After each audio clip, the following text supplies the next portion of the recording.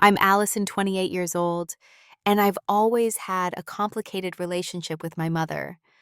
For her 50th birthday, I saved for months to buy her a vintage handbag she once admired with 5,000 hidden inside. When she opened it, she publicly mocked my cheap gift, never checking inside. 2 weeks later, she broke into my apartment demanding the real present. I never imagined I'd have to call the police on my own mother. Let me know where you're watching from and hit that like and subscribe button as I share how a birthday gift tore my family apart. Growing up, I lived under the constant shadow of my mother's harsh judgment. Nothing I ever did seemed good enough for her. While other kids brought home B-plus papers and received praise, I'd bring home an A and face an hour-long lecture about wasted potential and how I wasn't applying myself. My grades were never high enough.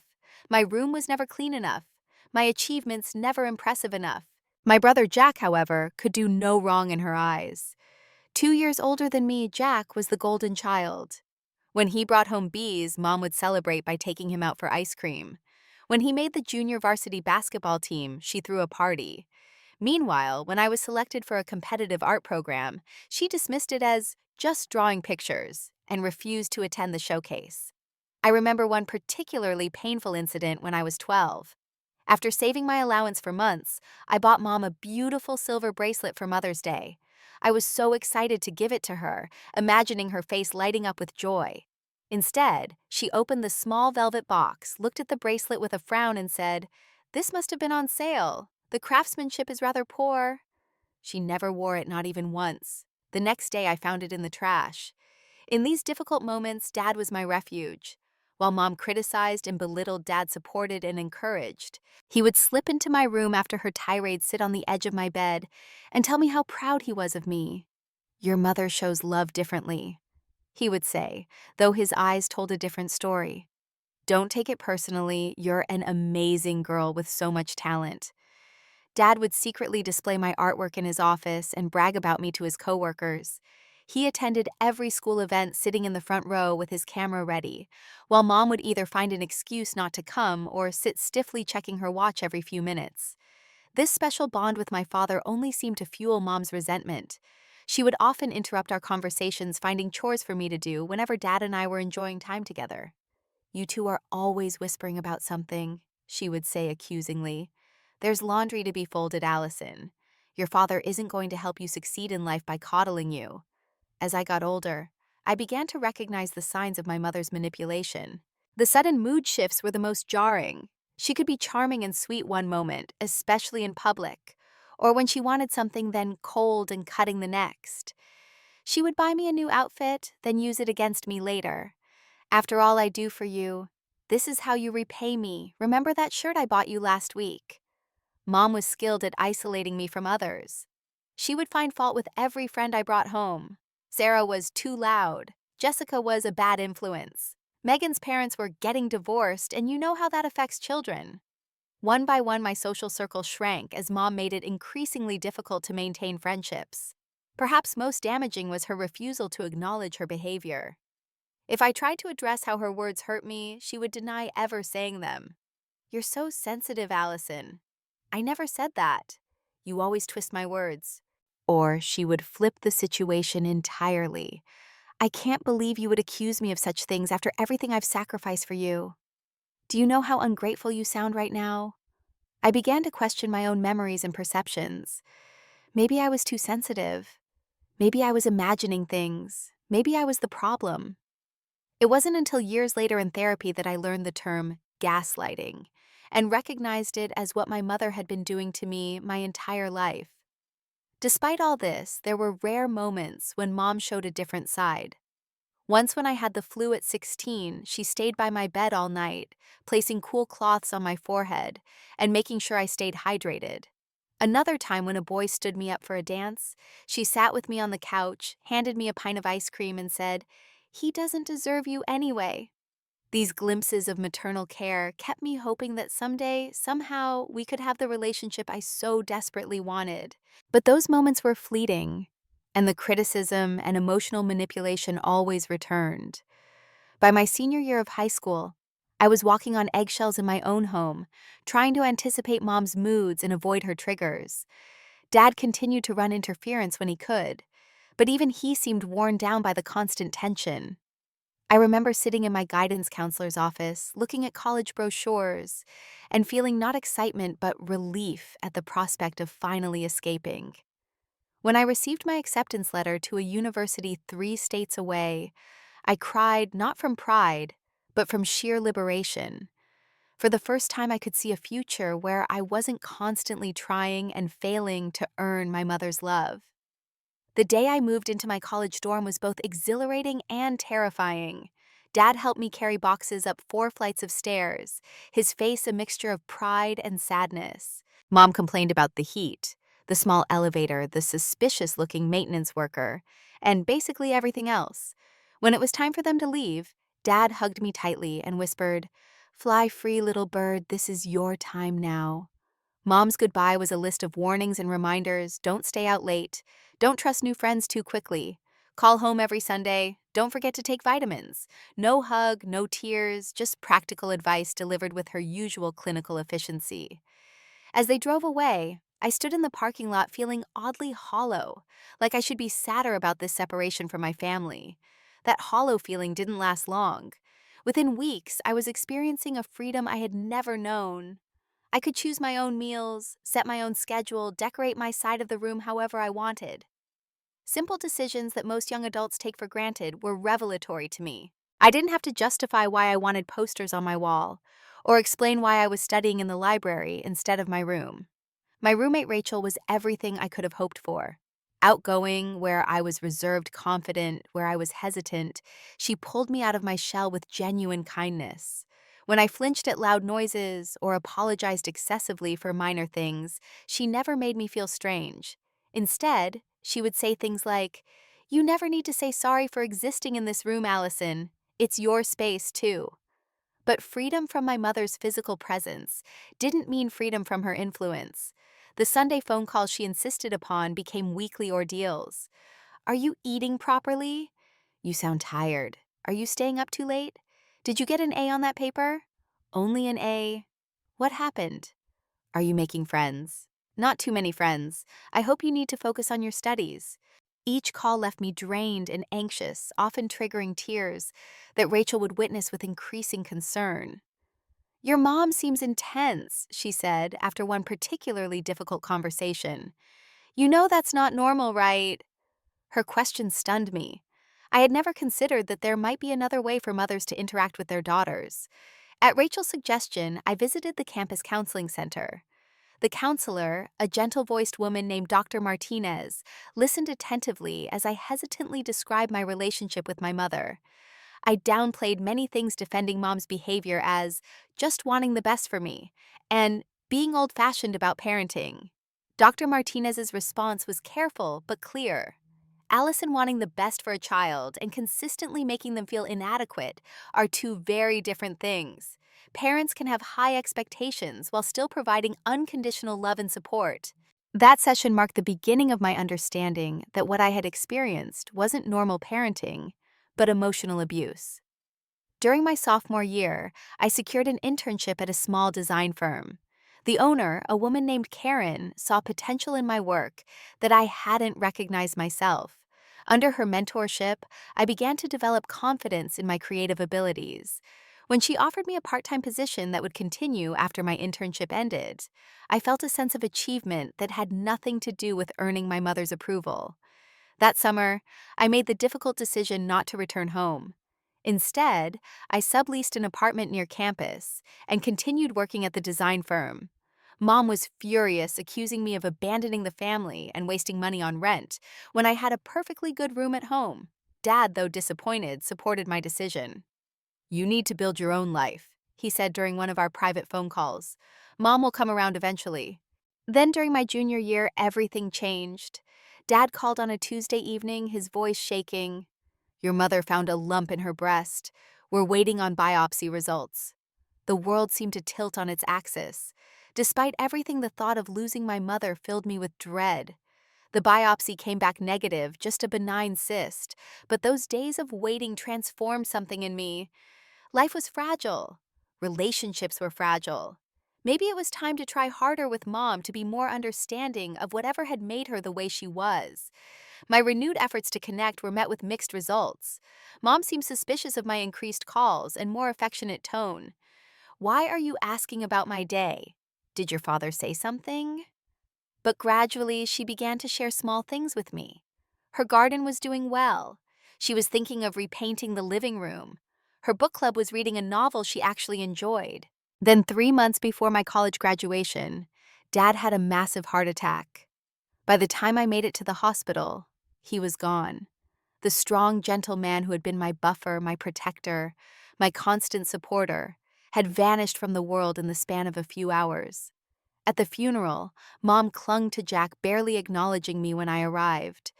Later at the house filled with relatives and friends, she cornered me in the kitchen. "If you hadn't stressed him out so much with your independence and your refusal to come home, maybe this wouldn't have happened."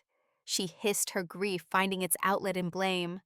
I was too shocked and devastated to respond. It wasn't until weeks later, back at school trying to finish my final semester while processing my grief, that anger broke through. How dare she blame me for Dad's death? How dare she taint my mourning with her twisted perception? Yet even through this anger, I remembered Dad's constant wish for peace in the family. In one of our last conversations, he had asked me to try to understand your mother, Allison. She's had her own struggles that made her who she is. For his sake, I promised myself I would not completely cut ties with Mom, though every interaction felt like walking through emotional minefields. The years after graduation were a delicate balance of maintaining minimal contact while building my own life. Holiday visits were exercises in endurance, with Mom criticizing everything from my career choices to my apartment to my clothing. "Graphic design isn't a real career, Allison. When are you going to get a stable job? That apartment is in a terrible neighborhood. You're paying too much. That shirt does nothing for your figure." Each visit left me exhausted and depleted, questioning my life choices and my worth. Yet I continued to show up, send birthday cards, make the obligatory calls, all while working with my therapist to establish healthier boundaries. "You can love someone from a distance," Dr. Martinez would remind me. "Love doesn't require you to accept mistreatment." And so we settled into a pattern of limited engagement that, while far from ideal, allowed me to maintain the connection Dad had wanted while protecting myself from the worst of Mom's behavior. It wasn't peace exactly, but it was a kind of armed truce that I hoped would someday evolve into something better. 5 years after graduation, my career took an unexpected and exciting turn. The small design firm where I had started as an intern was acquired by a major advertising agency, and I was offered a position as creative director for their digital media division. The promotion came with a substantial salary increase, an office with a view, and the validation I had been seeking professionally for years. My first call was to Rachel, who screamed with excitement and insisted on taking me out to celebrate. My second call, after some hesitation, was to Mom. Her response was predictably tepid.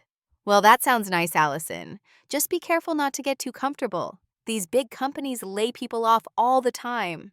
Despite her lack of enthusiasm, this career advancement marked a turning point in my life. For the first time, I was financially secure enough to think about buying a place of my own. After months of searching, I found a small but charming condo in a historic building downtown. The day I signed the mortgage papers, I felt a surge of pride that even Mom's dismissive comments, "It's so small for what you paid," couldn't diminish. My new home became a sanctuary decorated exactly how I wanted, with no one to question my choices.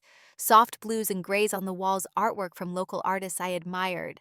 Comfortable furniture that invited relaxation, rather than Mom's formal, "don't actually sit there" approach to home decor. Every element reflected my personality and taste, creating a space where I could truly be myself. It was at an industry conference that I met Michael. He was giving a presentation on emerging trends in digital marketing, and something about his enthusiastic yet grounded approach caught my attention. When he asked a question about one of my slides during my own presentation later that day, our eyes met, and I felt an immediate connection. We exchanged business cards, met for coffee the next day, and soon began dating. Michael was patient, thoughtful, and refreshingly straightforward. There were no mind games, no passive-aggressive comments, no walking on eggshells. When we disagreed, we talked it through respectfully. When I apologized unnecessarily, a habit from my upbringing, he would gently point it out. You don't need to apologize for having an opinion, Allison. As our relationship deepened, I faced the inevitable moment of introducing Michael to my mother. We arranged a dinner at a nice restaurant neutral territory, where Mom would be less likely to make a scene. Throughout the meal, she alternated between ignoring Michael completely and subjecting him to subtle interrogation about his job, his family, and his intentions. To his credit, Michael remained polite and engaged, answering her questions thoughtfully, while refusing to be intimidated by her cold demeanor. When we left, he squeezed my hand and said, "I see what you've been dealing with all these years. You're even stronger than I realized." Michael's perspective helped me recognize patterns I had normalized. He noticed how I would tense up before phone calls with Mom, how I would second-guess decisions when I thought about her potential reaction, how my confidence would visibly diminish after our interactions. "Your mom has a way of getting in your head," he observed. "But she's wrong about you, Allison. You know that, right?" With Michael's support and continued therapy, I began to more firmly establish boundaries with Mom. I limited phone calls to once every 2 weeks, kept visits brief, and practiced not engaging when she made critical remarks. It wasn't perfect, but it was progress. Then Mom's 50th birthday began looming on the horizon. Jack called to discuss plans, his voice tense with the knowledge that this milestone would come with high expectations. "She's been dropping hints about a big celebration," he said, "and you know how she is about gifts." Indeed, Mom had always placed enormous emphasis on gifts as measurements of love and worth. Expensive gifts were proof that you truly cared. Anything less was evidence of your disregard. Over the years, I had watched her unwrap presents with a jeweler's eye, quickly assessing their monetary value and reacting accordingly. "I was thinking we could go in together on something," Jack suggested. "Maybe a weekend at that spa resort she's been mentioning." I hesitated. For years, I had participated in these joint gifts, contributing what I could, while Jack, with his higher-paying job as an investment analyst, covered the majority. But this time, something in me wanted to give a gift that was meaningful, personal, something that showed I had really thought about what might make her happy. "I think I want to get her something on my own this time," I told Jack. "But you go ahead with the spa idea if you want." After we hung up, I began researching possible gifts. Mom had always been fascinated by designer handbags, often lingering in front of luxury boutique windows, but rarely buying anything for herself. Dad had once told me that before they had children, Mom had dreamed of having a collection of fine handbags, one for every special occasion in her life. That's when I remembered a conversation from years ago during one of our rare peaceful moments. Mom had been flipping through a vintage fashion magazine and had pointed to a particular handbag from the 1970s. "This was the first luxury item I ever wanted," she had said, a wistful note in her voice I rarely heard. "Your grandmother thought it was a waste of money, but I saved up for months. Then your father lost his job and we needed the money for rent instead." It took weeks of searching online auction sites and vintage shops, but I finally found it the exact model of handbag she had pointed to in that magazine, in remarkably good condition. The price tag made me wince. $1,000 was a significant amount for me, even with my improved salary. But something told me this was the perfect gift, a way to show Mom that I had listened, that I remembered that I cared about her dreams. But as I looked at the handbag, beautiful but possibly disappointing given Mom's current expensive taste, I made a decision. I would put money inside a generous amount that would allow her to buy whatever she wanted. Over the next several months, I set aside portions of my paycheck, accumulating $5,000 in amount that represented significant sacrifice on my part. The night before the birthday party, I carefully arranged the cash inside the handbag, tucked a heartfelt card explaining the significance of the bag and the gift inside, and wrapped it in silver paper with a beautiful bow. I imagined Mom's face when she discovered both the meaningful bag and the generous gift inside. Maybe this would be the turning point in our relationship, the moment she finally saw how much I truly cared. The day of Mom's birthday party arrived with perfect early autumn weather, crisp and sunny. I dressed carefully in an outfit I hoped she would approve of, a navy blue dress that was conservative enough for her taste, but still reflected my style. The wrapped handbag sat on my passenger seat. As I drove to my childhood home, a knot of anticipation tightening in my stomach. As I pulled into the driveway, memories washed over me. The front yard where Dad had taught me to ride a bike while Mom watched from the window arms crossed. The oak tree I had climbed to escape after particularly difficult arguments. The porch steps where I had sat waiting for Dad to come home from work, eager for the few hours of peace his presence brought. Taking a deep breath, I gathered the gift and made my way to the front door. Inside the house was already filled with relatives and family friends. Aunt Susan, Mom's sister and staunchest ally, greeted me with a cool nod. Several cousins offered warmer welcomes. Jack emerged from the kitchen, relief evident on his face. "You made it," he said, hugging me briefly.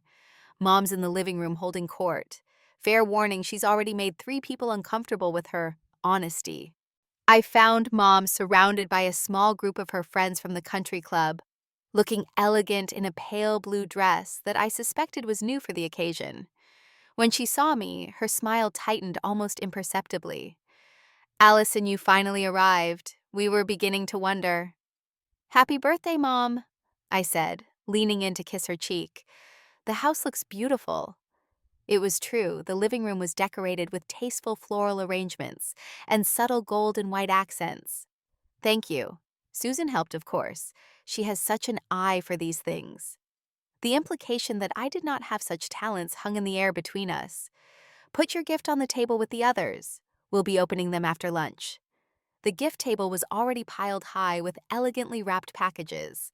I added mine to the collection, noting that Jack's gift was the largest, wrapped in expensive-looking paper, with a professional bow. The knot in my stomach tightened further. Lunch was served in the formal dining room, a catered affair, with Mom's favorite foods.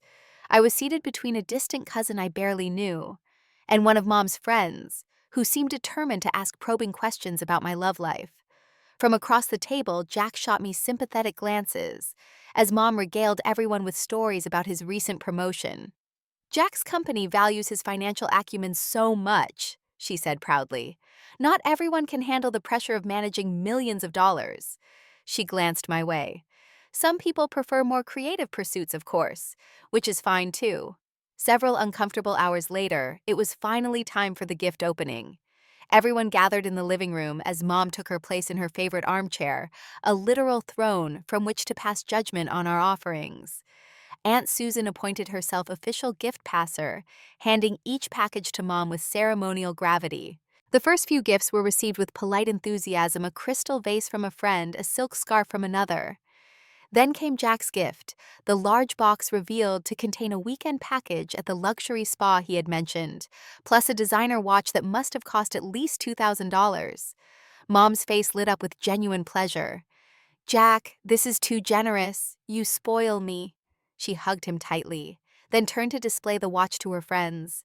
"My son knows exactly what I like. He has impeccable taste." As the gift opening continued, I noticed Mom making increasingly pointed comments about quality and thoughtfulness. When her friend Linda presented a moderately priced necklace, Mom said, "How sweet. It's nice to see costume jewelry making a comeback." Linda's face fell slightly. Then Aunt Susan handed Mom my gift, her eyebrow raised as if already anticipating disappointment. "This one is from Allison," she announced in a tone that suggested everyone should lower their expectations accordingly. Mom hefted the package, a slight frown crossing her face at its relatively light weight. "Small things can be precious too," she said with a forced laugh that made several guests shift uncomfortably. As she unwrapped the silver paper, I found myself holding my breath. The vintage handbag emerged still beautiful with its classic lines and rich leather, though certainly not as flashy as the contemporary designer bags Mom now favored. There was a moment of silence as she turned it over in her hands, her expression unreadable. "Well," she finally said, her voice brittle with disappointment, "this is certainly retro. Is it secondhand, Allison?" My heart sank. "It's vintage, Mom. It's the bag you pointed out in that magazine years ago, the one you said was the first luxury item you ever wanted." A flicker of recognition crossed her face, so brief I almost missed it before her expression hardened again. "Oh, I see. Well, it's the thought that counts, isn't it?" She set the bag aside without looking inside or reading the card tucked in the front pocket. "Susan, what's next?" The room had gone uncomfortably quiet. I felt heat rising in my cheeks as several guests averted their eyes. Jack looked mortified on my behalf, while Aunt Susan wore a satisfied smirk, as if Mom's dismissal of my gift confirmed everything she had ever thought about me. "Mom," I said quietly, "there's something inside the bag." "I'm sure there is, dear," she replied without looking at me. "A dustcloth, perhaps. These old things need special care." A titter of nervous laughter rippled through the room. As the gift opening continued, I sat frozen in my seat, a storm of emotions swirling inside me. Hurt, certainly, but also anger, frustration, and a profound sense of having been naive. How could I have thought that this time would be different? That any gift, no matter how thoughtful or generous, could bridge the chasm between us? When the last gift had been opened and appropriately praised or subtly criticized, guests began to circulate again, refreshing drinks and forming conversation groups. I remained seated, watching as Mom showed her watch to anyone who would look the vintage handbag forgotten on the side table. Jack approached, his expression sympathetic. "That was rough. I'm sorry, Allison." "It's fine," I said automatically, though we both knew it wasn't. "I should have known better." "No, Mom should have been more gracious. It was obviously a thoughtful gift." He lowered his voice. "What did you put inside?" I hesitated, then shook my head. "It doesn't matter now. I'm going to head out, Jack. I've got an early meeting tomorrow." It was a lie, but I couldn't bear to stay any longer to watch Mom continue to celebrate, while pointedly ignoring me and my gift. As I made my goodbyes, Mom barely looked up from her conversation with Aunt Susan. "Leaving so soon?" "Well, thanks for coming, Allison." No hug, no genuine thanks for the gift, just a dismissal as casual as if I'd been a delivery person dropping off a package. In my car, the tears finally came hot and angry down my cheeks. I called Michael, who answered immediately. "How did it go?" he asked, his voice warm with concern. "About as well as you'd expect." I managed, then broke down completely sobbing as I recounted the humiliation of the gift opening. $5,000, Michael. I put $5,000 in that bag and she didn't even bother to look inside. "Come home," he said gently. "I've got dinner waiting and you can tell me everything. Your mom doesn't deserve you, Allison, but I'm glad the rest of us have you." As I pulled away from my childhood home, I glanced in the rearview mirror. Through the front window, I could see Mom laughing with her friends, the vintage handbag with its hidden treasure still sitting untouched where she had left it. For 3 days after the birthday party, I avoided all contact with my family. I threw myself into work, grateful for a demanding project that required my complete focus. Michael was supportively angry on my behalf, offering to call Mom himself and tell her about the money, but I asked him not to. "It would just make things worse," I explained. "She'd find a way to make me the villain somehow." On the 4th day, I finally checked my phone messages. There were 3 from Jack, his tone progressively more concerned, and one from Mom that simply said, "Call me when you're done with your tantrum." I called Jack first, explaining briefly what had happened. $5,000, he repeated, stunned. "Allison, that's incredibly generous. Why didn't you say something at the party?" "Because I shouldn't have to announce it, Jack. The card explained everything. She just couldn't be bothered to read it or look inside the bag." Jack was quiet for a moment. "You know, Mom, she gets fixated on her expectations and misses what's right in front of her. Do you want me to talk to her?" "No," I said firmly. "I've spent my whole life trying to earn her approval, and I'm done. If $5,000 and a meaningful gift aren't enough, nothing ever will be." After hanging up with Jack, I wrote Mom a brief email. I explained about the money in the handbag, stated that I was taking some time for myself, and asked her to respect my need for space. I didn't expect her to honor this boundary, but at least I had said it clearly. Her response came within hours, a series of text messages that ranged from disbelief about the money to accusations that I was being dramatic and making everything about myself as usual. The final message read, "If you really put that much money in a handbag, you're more foolish than I thought. No wonder you can't afford a decent apartment in a good neighborhood." I showed the messages to Rachel over coffee the next day. She had remained my closest friend since college and was one of the few people who truly understood the complexity of my relationship with Mom. "This is toxic, Allison," she said bluntly. "You know that, right? Normal mothers don't treat their children this way." "I know," I sighed. "My therapist says the same thing, but She's still my mother. Being a mother is more than just biology, Rachel pointed out. It's about love, support, and respect, none of which she seems to give you. Have you considered taking a longer break from contact, like maybe forever? The idea was both terrifying and oddly liberating. I had been maintaining this strained relationship for years, partly out of obligation, partly out of a lingering hope that things might change. But each interaction left me feeling worse, never better. My next therapy session focused entirely on the concept of estrangement, a term that had always seemed so harsh, but now felt like a potential path to peace. Cutting contact with a parent is a significant decision, Dr. Martinez said carefully. But it's also a form of self-protection that many adult children of emotionally abusive parents eventually choose. It doesn't have to be permanent, but it can give you space to heal. With her guidance, I drafted a letter to Mom.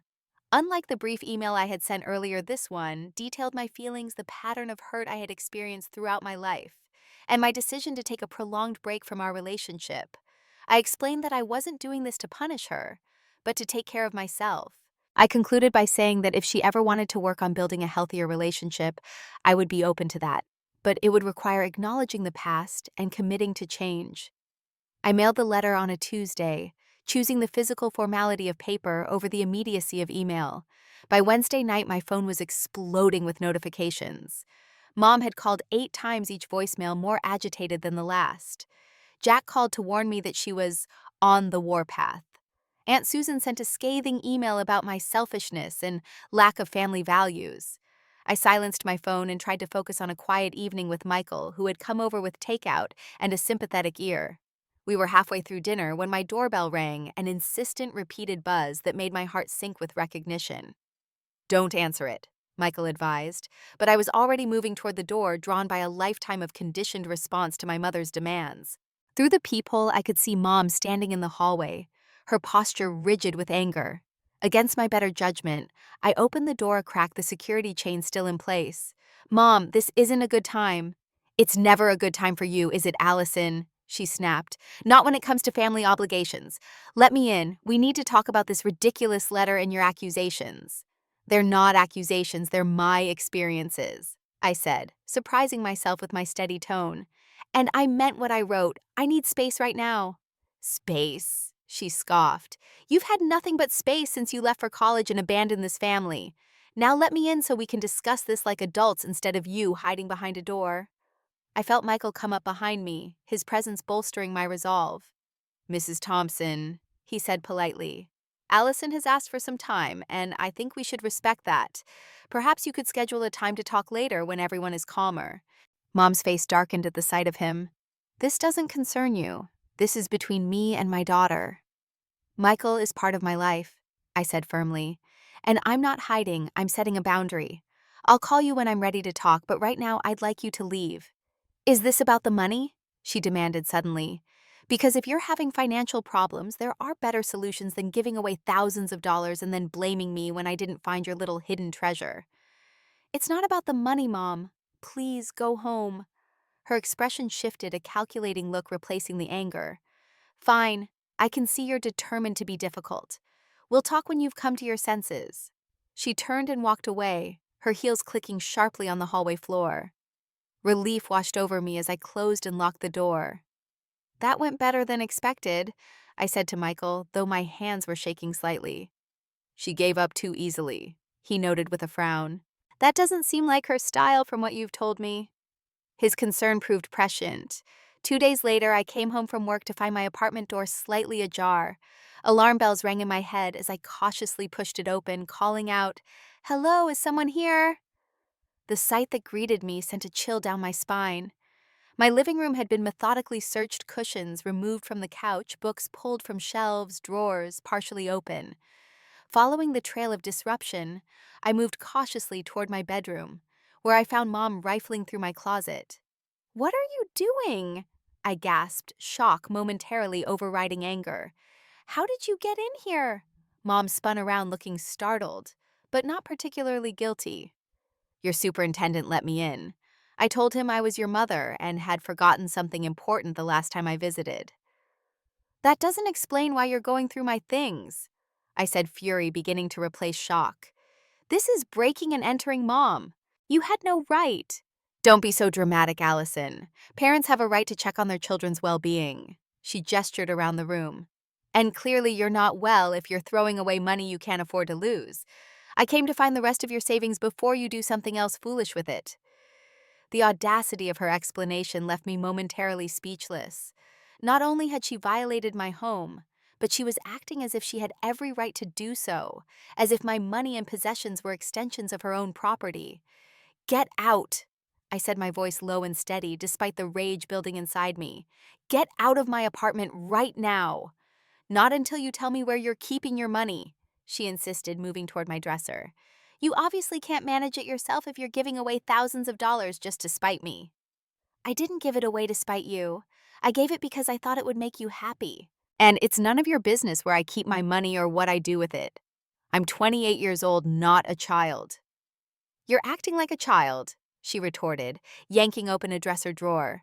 A spoiled, ungrateful child who doesn't appreciate everything I've sacrificed for you. Something in me snapped at those familiar manipulative words. All the years of emotional abuse, the criticism, the gaslighting, the constant undermining of my independence culminated in this moment of absolute violation of my physical space. I'm calling the police, I said, pulling out my phone. Mom froze, her expression shifting from self-righteousness to disbelief. You wouldn't dare. Watch me. I dialed 911, maintaining eye contact with her as the dispatcher answered. 911, what's your emergency? I need to report a break-in at my apartment, I said, my voice remarkably calm. The intruder is still here. Allison, Mom hissed, lunging for my phone. Hang up right now. I stepped back, continuing to speak to the dispatcher. Yes, my address is 1542 Westview Avenue, apartment 3B. The person broke in and has been going through my belongings. Do you know the intruder? The dispatcher asked. I took a deep breath. Yes, it's my mother. Mom's face contorted with rage and what might have been a flicker of fear. You ungrateful little bitch, she spat. After everything I've done for you, you would call the police on your own mother. What will people think? Her question, so focused on appearances rather than the actual wrong she had committed, confirmed I was making the right decision. I don't care what people think anymore, Mom. I care about what's right, and this isn't right. The dispatcher assured me officers were on their way and advised me to wait outside the apartment if I felt unsafe.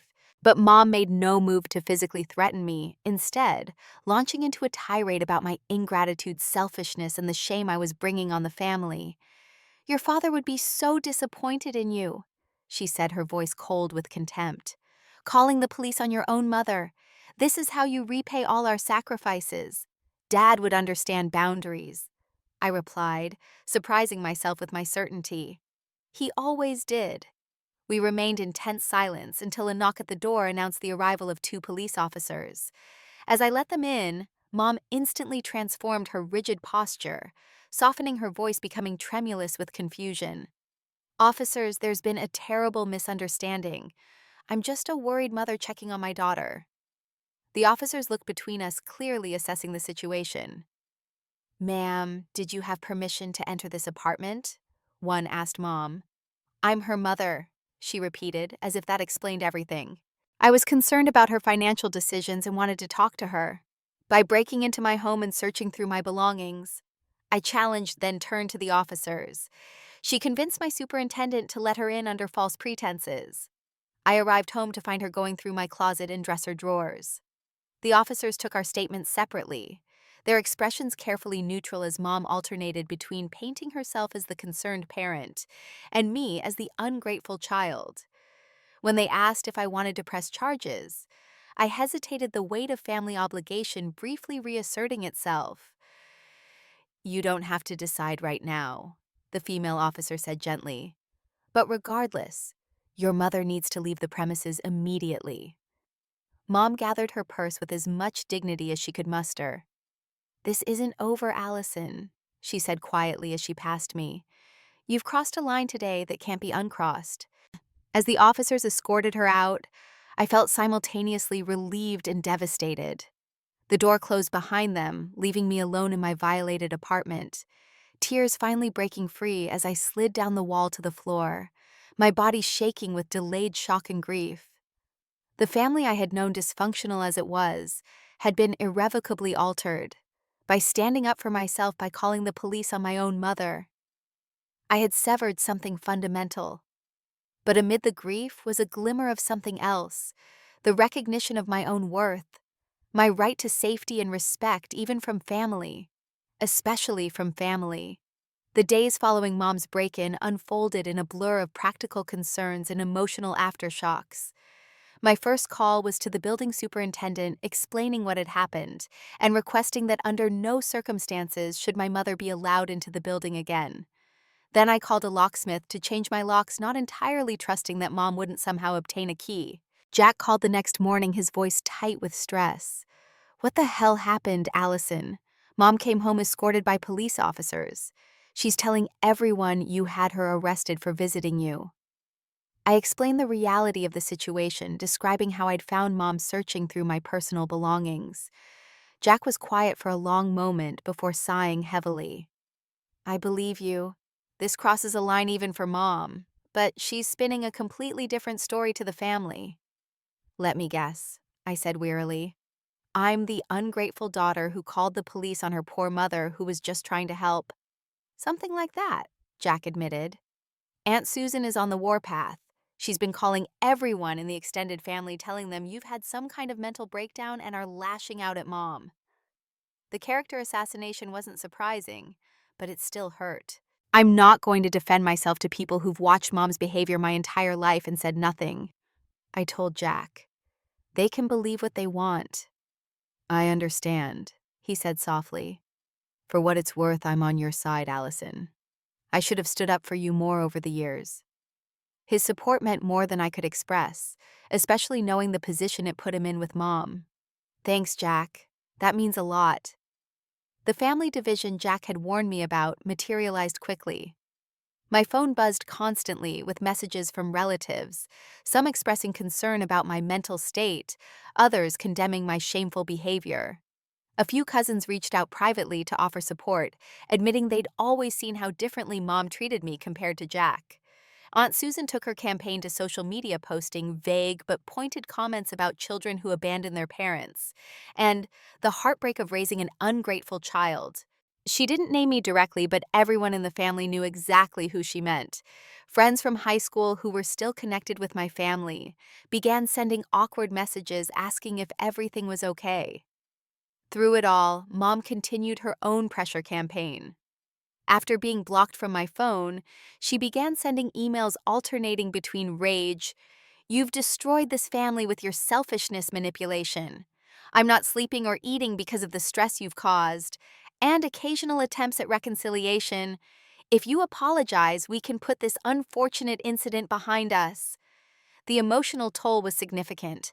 I found myself jumping at unexpected noises, checking my locks repeatedly before bed, and experiencing anxiety attacks when my phone rang with unknown numbers. Work became my refuge.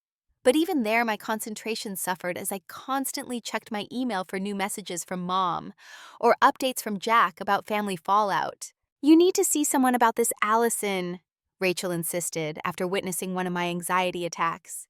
"This isn't just family drama anymore. It's affecting your health." She was right. I increased my therapy sessions with Dr. Martinez from biweekly to weekly, and we focused intensely on processing the trauma of the break-in and the ongoing family conflict. "What you're experiencing has elements of post-traumatic stress," she explained. "Your sense of safety was violated, and the continued harassment is preventing you from fully processing and recovering." At her suggestion, I consulted with a lawyer about getting a restraining order. The lawyer reviewed my documentation of Mom's behavior, including the police report from the break-in and the barrage of messages that followed. "You have grounds for a temporary restraining order," she advised. "It won't stop the family gossip, but it will legally prevent her from coming to your home or workplace." The decision to file for legal protection against my own mother was heart-wrenching. It felt like the final admission that our relationship couldn't be salvaged, that the maternal bond I had spent my life yearning for would never materialize. Yet it also represented a commitment to my own well-being, a declaration that I deserved protection even from family. The day after filing the paperwork, I received a call from Jack. "Mom got served with the restraining order," he said without preamble. "She's beside herself, Allison. I've never seen her like this." "I'm sorry you're caught in the middle," I said sincerely. But I didn't have a choice. She wouldn't stop Jack. She was showing up at my office, calling my colleagues, sending dozens of messages a day. "I know," he sighed. "I'm not blaming you. I don't know how to help either of you through this." "You can't fix it, Jack. This isn't your responsibility." I hesitated, then asked the question that had been weighing on me. "Does this change things between us?" "No," he said firmly. "You're my sister, Allison. I love you, and I want you in my life. Mom and I will figure out our own boundaries." His loyalty meant everything in those difficult weeks. While much of the extended family rallied around Mom, portraying her as the victim of a cruel daughter, Jack maintained his relationship with both of us, refusing to be forced into choosing sides. At work, I faced a different kind of challenge, when Mom began calling my colleagues and even clients, claiming concern about my mental health. My boss thankfully was understanding after I explained the situation. "Family troubles happen to everyone," she said. "Your work hasn't suffered, and that's what matters to me. I'll make sure the front desk knows not to put her calls through." Michael was my rock through all of this, offering practical support and emotional stability. He stayed over more frequently, both for my sense of security and his own peace of mind. "I worry about you being alone," he admitted. "Not just because of your mom, but because isolation makes everything harder." He was right. The temptation to withdraw was strong, to hide away from the gossip and judgment, but that would only feed the narrative that I was unstable. Instead, with Michael and Rachel's encouragement, I maintained my normal activities, continued socializing with friends, and focused on building a support network outside my biological family. I joined a support group for adult children of emotionally abusive parents, finding solace in the shared experiences and validation that came from others who truly understood. The hardest part, one group member said during a session, is grieving the parent you never had while dealing with the parent you actually got. That insight resonated deeply. I wasn't just dealing with the current conflict, but with the lifelong absence of maternal love and approval I had craved. The restraining order wasn't just about physical protection, but about finally acknowledging that the mother I had always hoped for, the one who would someday see and value me, existed only in my imagination. As difficult as this period was, it also brought unexpected growth. With each boundary I established and maintained with each day, I survived the family backlash. I gained confidence in my own judgment and worth. The voice in my head that constantly questioned whether I was overreacting or being too sensitive grew quieter, replaced by a clearer understanding of what constituted healthy relationships. "You're building your family of choice," Dr. Martinez observed during one session. "The people who support you respect your boundaries and value you for exactly who you are. Those are your true family now." As I looked at the circle of support I had cultivated, I recognized the truth in her words. Family wasn't defined by blood or obligation, but by love, respect, and mutual care. In walking away from the toxic relationships of my past, I was walking toward a healthier, more authentic future. 6 months after the restraining order was granted, life had settled into a new normal. The constant barrage of messages from Mom and extended family had dwindled to occasional flare-ups, usually around holidays or family events. My anxiety, while not completely gone, had become manageable through therapy and the security measures I'd put in place. Work provided not just distraction, but fulfillment. I had been assigned to lead a major campaign for an international client, a vote of confidence from my company that boosted my professional self-esteem. Colleagues who had initially been awkward around me after Mom's calls had long since returned to normal interaction, some even becoming close friends as we collaborated on challenging projects. My relationship with Michael deepened during this period of upheaval.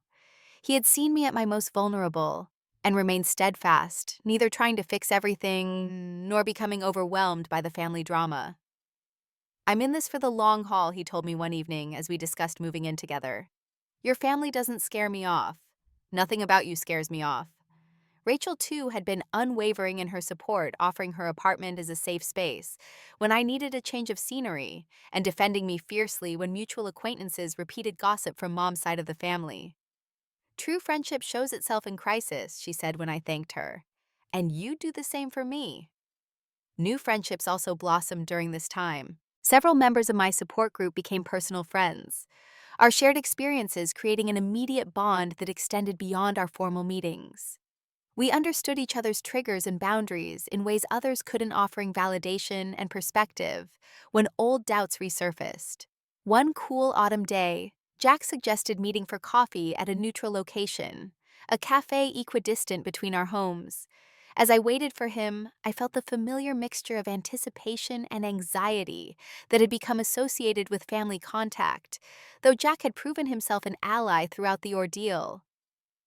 "Hey," he said, sliding into the seat across from me. He looked tired, with new lines around his eyes that hadn't been there 6 months ago. "Hey yourself," I replied with a small smile. "How are you holding up?" He shrugged. "Managing. Work is good. Personal life is complicated." He stirred his coffee absently. "I've been doing a lot of thinking about our childhood, Allison. About how differently Mom treated us." This direct acknowledgement was new. Throughout our lives, Jack had maintained a careful neutrality, rarely acknowledging the disparity in Mom's behavior toward her children. "What brought this on?" I asked. "Therapy," he admitted with a self-conscious laugh. "I started going after everything happened with you and Mom. I needed to figure out my own feelings about it all." He looked up, meeting my eyes directly. "I think I always knew something wasn't right in how she treated you. But it was easier to pretend everything was normal, especially since I was the one getting the better end of the deal." The admission brought tears to my eyes. For so long, I had wondered if Jack saw what was happening, if he recognized the unfairness of our mother's favoritism. "It wasn't your fault, Jack. We were kids.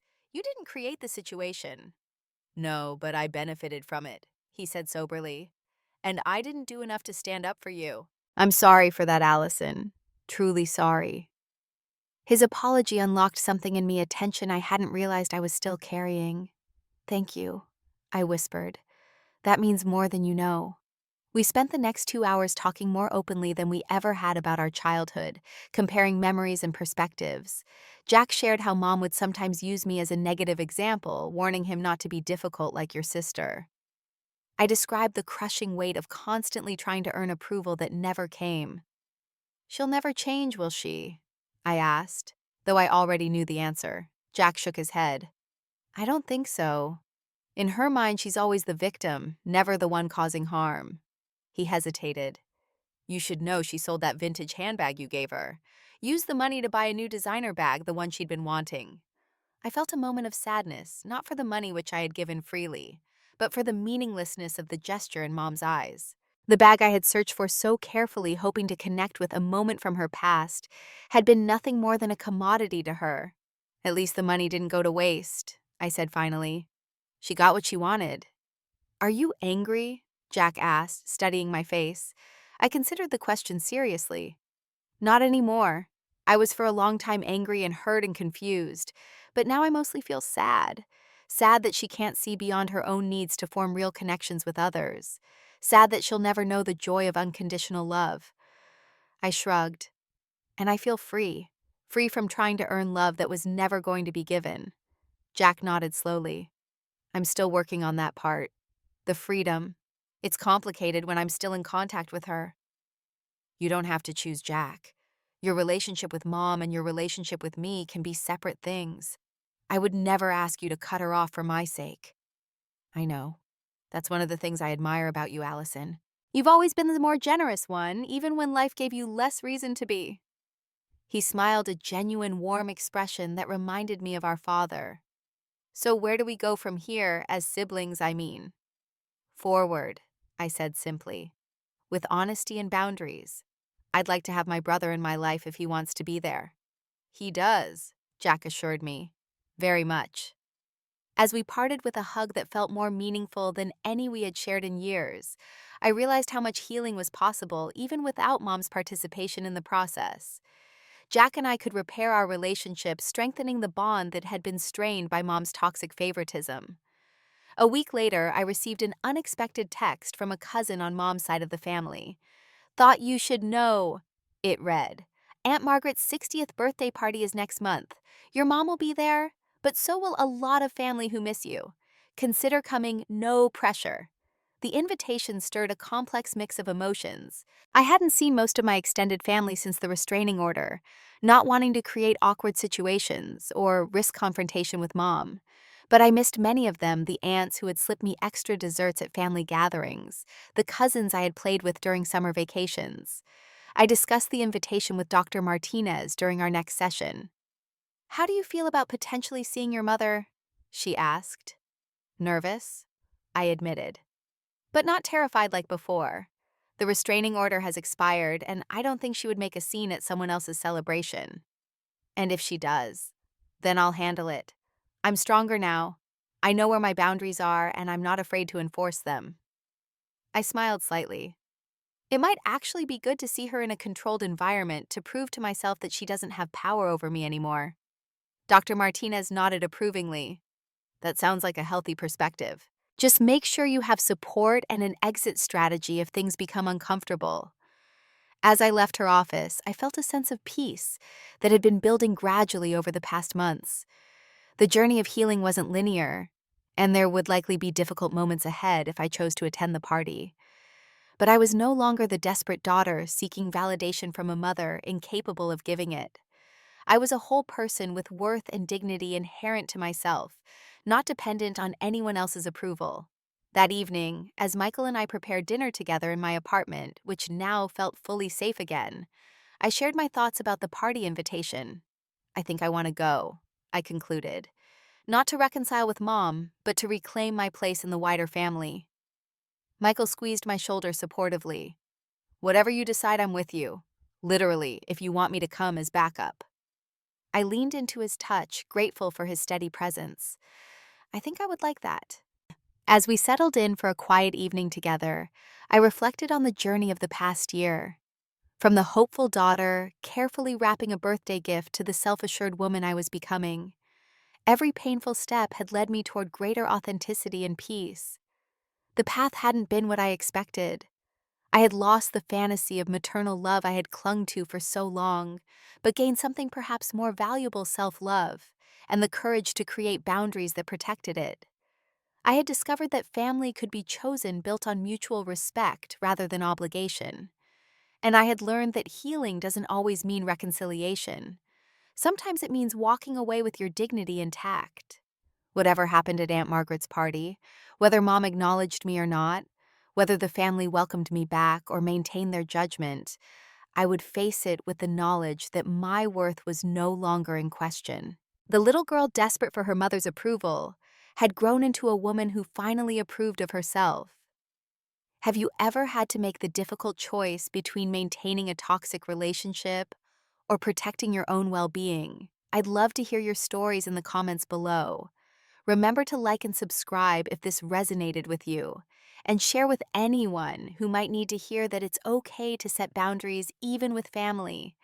Thank you for listening to my journey, and I wish you strength in your own path toward healing.